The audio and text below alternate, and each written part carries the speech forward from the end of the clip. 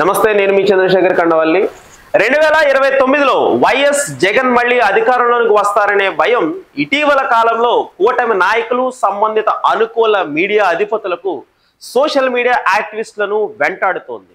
అందుకే వైఎస్ జగన్ అంటే భయాన్ని ప్రజల్లో కలిగించడానికి కూటమి వర్గాలు మళ్ళీ యాక్టివ్ అయ్యారు. కూటమి పాలనపై 10 నెలల్లో ప్రజా వ్యతిరేకతను వీళ్ళంతా గ్రహించారు. అందుకే మంచి పాలన అందించామనే ప్రచారంతో తిరిగి అధికారంలోనికి రాలేమన్న నిర్ణయానికి అప్పుడే ప్రభుత్వం వచ్చింది. ఈ నేపథ్యంలో వైఎస్ జగన్ అన్న ఎట్టి పరిస్థితుల్లోనూ తిరిగి అధికారంలోనికి రాకుండా అడ్డుకోవాలంటే ఆయన పైన భారీగా నెగిటివిటీని ప్రచారం చెయ్యడమే ఏకైక ఎజెండాగా పెట్టుకొని వాళ్ళంతా ఏకతాటిపై చెడు ప్రచారాన్ని చేస్తుండడం గమనార్హం. టీటీడీలో తప్పుల్ని ఎత్తి చూపే వాళ్ళంతా హిందూ ద్రోహులుగా చిత్రీకరించడానికి ప్రయత్నాలు చేస్తున్నారు. జగన్ వ్యక్తిత్వాన్ని హననం చేయడం కొత్తేమీ కాదు. వీటన్నిటినీ అధిగమించి జగన్ 2019లో ముఖ్యమంత్రి అయ్యారు. 2024లో వైసీపీ ఘోరంగా ఓడిపోయి కూటమికి అపరిమితమైన అధికారం దక్కింది. ఈ 10 నెలల చంద్రబాబు గారి పాలనలో ప్రజా వ్యతిరేకత చాలా ఎక్కువగా ఉంది.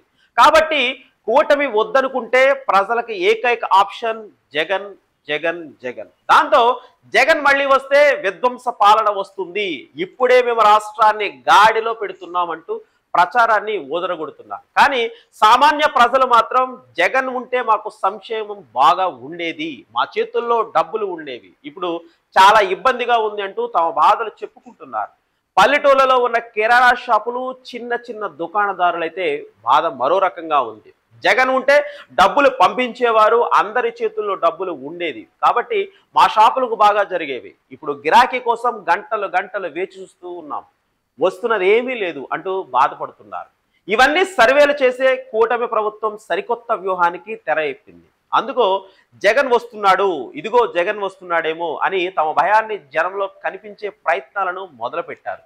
జగన్ అంటే అలా ఇలా అంటూ ఆయనపై కొందరు తటస్థుల పేర్లతోనూ, మరికొందరు పెద్ద మనుషుల పేర్లతోనూ విషం చిమ్మడాన్ని గ్రహించవచ్చు. అయితే ఏపీ ప్రజలు జగన్ను, వైఎస్ ఫ్యామిలీని గుండెల్లో పెట్టుకున్నారు. ప్రజలను నచ్చేలా మెచ్చేలా చంద్రబాబు గారి పాలన సాగించకపోతే మాత్రం ఇంటికి సాగనంపడం ఖాయమని గుర్తించాల్సిన అవసరం ఉంది. కూటమి ప్రభుత్వం చక్కటి పాలన అందిస్తుంటే దానికి గురించి గొప్పగా జనంలోనికి తీసుకువెళ్లాలనే ఆలోచన వాళ్లకు ఎందుకో లేదో అర్థం కావడం లేదు అని విశ్లేషకులు చెబుతున్నారు. చంద్రబాబు గారి పాలన